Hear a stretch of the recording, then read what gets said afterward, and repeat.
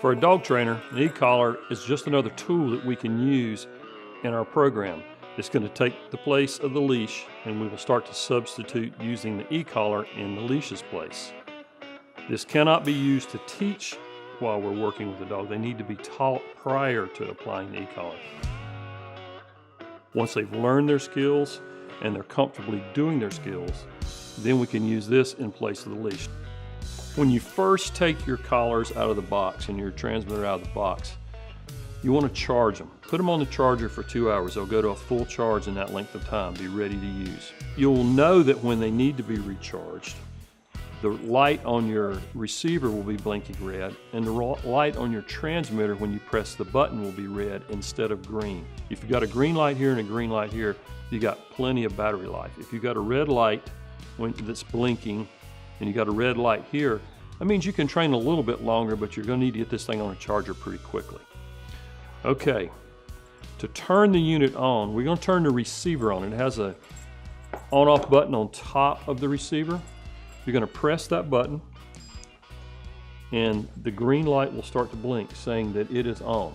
The transmitter does not have an on-off button.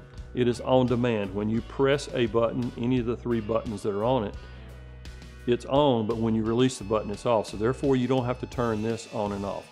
As soon as you turn this on, you want to send it a signal from the transmitter just to make sure that they're synced up. I'm pressing the continuous button right now, and you see a continuous red light here. That means that they are paired and they're ready to go.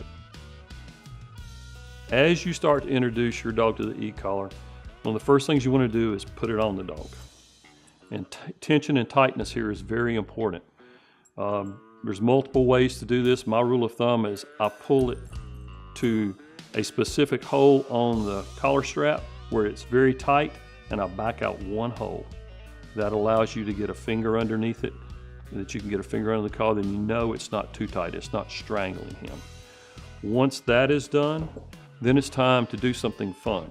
So immediately after you put your e-collar on your dog, it's time now to throw a tennis ball or throw a bumper and make him start to believe that when this goes on, we get to do something fun. So he looks forward to you putting an e-collar on. It is his uniform to get to go play in the game.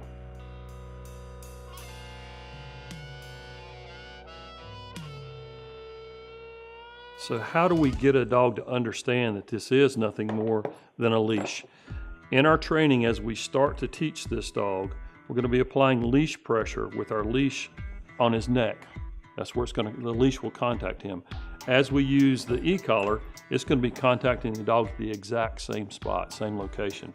So now each time that we give a tug on the leash, we're going to give a light bump with a transmitter to send the signal to the e-collar to give the dog the stimulation. It's just a light tap. Each time that we use a tug on the leash, we're going to tap him with the collar.